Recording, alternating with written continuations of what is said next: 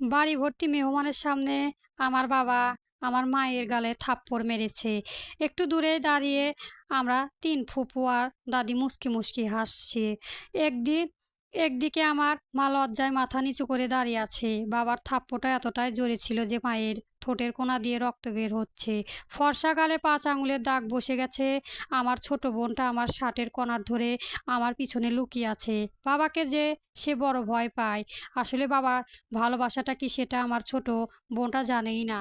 আমার মাকে থাপ্পড় মারার কারণ এ বাড়িতে অবশ্য কারণ লাগে না আমার মায়ের গায়ে হাত তুলতে।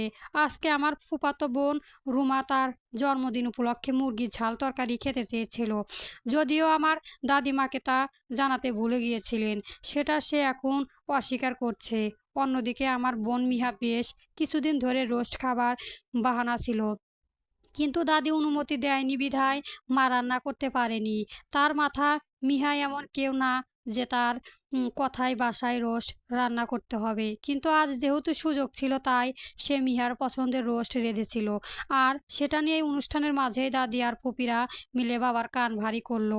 মা নাকি ইচ্ছে করে মুরগির ঝাল ফ্রাই না রেঁধে রোস্ট রেঁধেছে। মা নাকি ফুফুদের হিংসে করে আরও কত কি।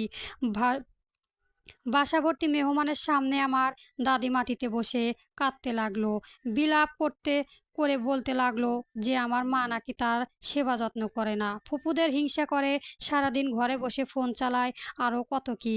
এদিকে মা চুপ হয়ে চোখের পানি ফেলেছে, কারণ মা জানে প্রতিবাদ করলে বাবা আরও অমানুষের মতো পেটাবে তাকে। কিন্তু আজ আমি সহ্য করতে পারলাম না, সবার সামনে চিল্লিয়ে উঠলাম, তার বললাম, আর কত মিথ্যে বলবে দাদি?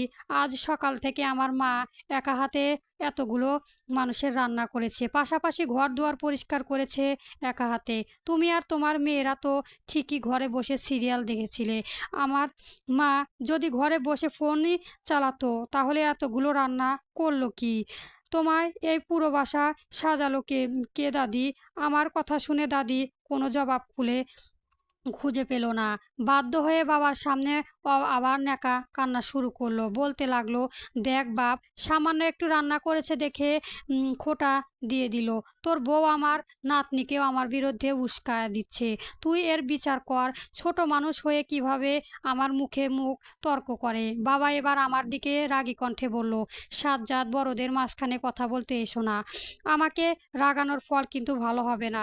কি করবে তুমি? হ্যাঁ, কি করবে? মারবে আমাকে যেভাবে আমার মাকে মারবে মারো। তোমার মা আর বোনদের কথায় আর পরো বাকি তুমি। তুমি ভালো সন্তান আর ভাই হলে ভালো স্বামী আর ভালো বাবা হতে পারোনি বাবা। অভিমানের সুরে বললাম আমি। বাবা আগে আমার গালে থাপ্পড় বসিয়ে দিলেন, চেঁচিয়ে বলল, এতগুলো মানুষের সামনে নিজের বাবার সাথে বেয়াদবি করতে লজ্জা করে না তোর? আমার খায় খায় আমাকে তেজ দেখাস? না করে না। যেমন তোমার করেনি লজ্জা এতগুলো মানুষের সামনে আমার মায়ের গালে হাত তুলতে, আর ওখানে খোঁটা দিচ্ছ? কি খাওয়াও তুমি? সব ভালো ভালো বাজার করে দিয়ে আসা ফুপুদের বাসায়। ফুপুরা সেসব ভালো করে রান্না করে তোমাকে আর দাদিকে ডেকে নিয়ে খাওয়ায়। কিন্তু ওসব খাওয়ার সময় তুমি কি একবারও ভেবেছো তোমার বাচ্চারা বাসায় কি দিয়ে খাবে? কোনো দিন তোমার বোনেদের বলেছো তোমার বউ বাচ্চার জন্য যাতে একটু খাবার সাথে নিয়ে দেয়? বাসায় প্রতিদিন আমরা সবজি আর আলু ভর্তা দিয়ে ভাত খাই। দাদি তো সেই ফুপুর বাসায় যে খেয়ে আসে। কোনটা তুমি সেখানে হাত ভরে বাজার দাও আর তুমি নিজের ব্যবসার জন্য দুপুরে রান্না হাত হোটেলে খেয়ে আসো। কিন্তু আমার বাবা, আমাদের বাসায় কয়দিন তুমি মাছ গোস্ত বাজার করে দিয়েছো বলতে পারো? আমার মা এইটুকু সেলাই করে যা পায় ওইটা দিয়েই শাকসবজি কেনে। বাবা হওয়ার কি দায়িত্ব পালন করেছো তুমি বাবা? আমার কথা শুনে বাবা কোনো উত্তর দিতে পারলো না, শুধু অবাক চোখে দাদি আর ফুপির দিকে তাকিয়ে থাকলেন। দাদি আর ফুপিরা তাড়াহুড়ি করে কথা দমানোর জন্য বললেন, আচ্ছা ওসব বাদ দে, এখন যা হওয়ার হয়ে গেছে। আজকে রুমধ্য জন্মদিন, এতগুলো মানুষের সামনে বাপ বেটা ঝগড়া ভালো দেখায় না। চল সবাই কেক কাটবো এখন। কিন্তু আমি আজ এত সহজেই এদের ছাড়বো না। আজকে আমার মায়ের উপর আমাদের প্রতি হওয়া অন্যায়ের শেষ আমি দেখেই ছাড়বো। সারা মেজাজের দাদিকে বললাম, কিসের বাদ দিব? যখন আমার ছেলে আমার মায়ের গায়ে হাত তুলেছে সেটা খুব ভালো দেখাচ্ছিল। কই তখন তো থামাতে আসোনি, এখন কেন থামাচ্ছ?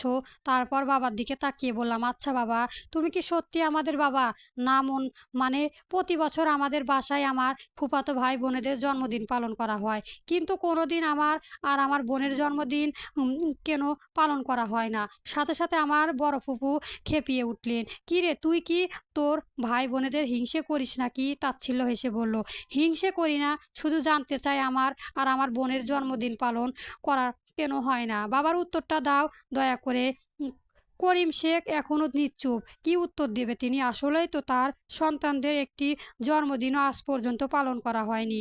আমি আবারও বললাম, প্রতি ঈদে তোমার বোন জামাইদের দামি দামি কাপড় দেওয়া, তোমার ভাগ ভাগিনাদের গায়ে থাকে মার্কেটের সবচেয়ে দামি কাপড়টা, কিন্তু আমাদের মাকে দেওয়া হয়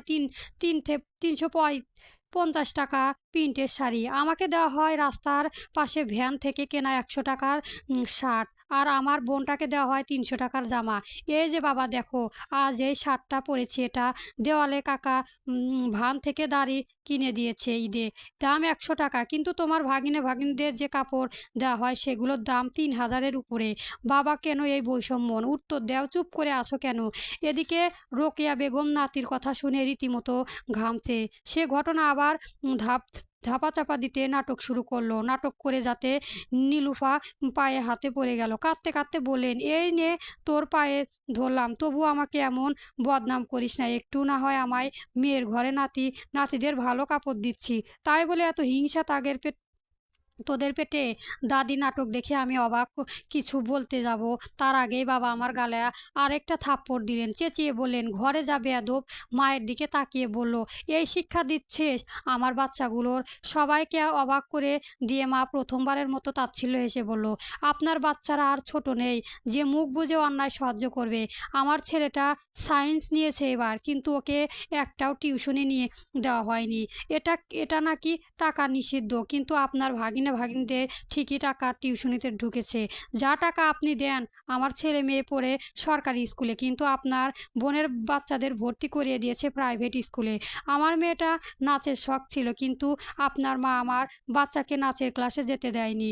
এসব নাকি টাকা নষ্ট, কিন্তু তার মেয়ে ঘরের নাতনি ঠিকই নাচ গান শিখছে, তখন তার টাকা নষ্ট হয় না? আমার মেয়েটাকে আজ পর্যন্ত কোলে নিয়ে আদর করেনি, কিন্তু আপনার ভাগ্নেদের ঠিকই কোলে নিয়ে পুরো পাড়া ঘুরিয়ে আনে। কেন? আমার মেয়েটা কি বাবার ভালোবাসা পাওয়ার অধিকার নেই?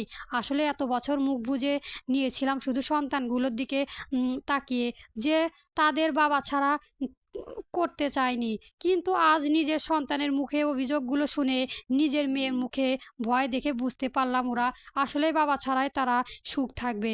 বললেই ছেলে মেয়ে দুটোকে নিয়ে ঘরে চলে গেল নীলুফা। নীলুফা যেতেই সব যেন আবার স্বাভাবিক হয়ে গেল। যে যার কাজে ব্যস্ত হয়ে পড়ল। রোকেয়া বানু আর তার ৩ মেয়ে সবাইকে তাড়া দিয়ে লাগলো খাবারের জন্য। স্থির হতে পারল না করিম শেখ। সে যেতে বসে থাকলো কোনায় চেয়ারে। একটু পর হাত দুটো ব্যাগ নিয়ে বেরিয়ে আসলো নীলুফা, সাথে তার দুটা বাচ্চা। স্ত্রীকে এভাবে রাতে ব্যাগ হাতে দেখিয়ে পড়তে দেখে অবাক হলো করিম শেখ। এগিয়ে এসে নীলুফার হাত ধরে সে বলল, এই রাতে এসব কেন নতুন নাটক শুরু করেছো? নাটক না, বাচ্চাদের একটা সুন্দর জীবন দেওয়ার জন্য চেষ্টা করছি, কারণ বাড়িতে তা সম্ভব নয়। তাদের বাবা থেকেও থাকা মতো। যা বলেছ ভেবে বলেছ তো? এই বাড়ির চৌকাঠ পার করলে আর ঢোকার অনুমতি পাবে না। এটা তো চাই। ১৬ বছর সহ্য করেছি, তবে আর নয়, এবার মুক্তি চাই। এই পর্যায়ে দাদি এসে বলল, এসব কি বলেছ বৌমা? ঘরে যাও। বাবা মা কি শিক্ষা দেয়নি তোমাকে? ছোট লোক মেয়ে। এরপর ফুপিরাও কি কি যেন বলছে, কিন্তু মা সেসবের কান না দিয়ে আমাদের হাত ধরে বেরিয়ে পড়ল। রিকশায় বসে আলগোছে মায়ের মুখে তাকালাম। দেখলাম তার মুখে মুক্তির হাসি, আত্মবিশ্বাসের হাসি, আত্মসম্মানের হাসি। গল্প নীলুফার সংসার চলবে।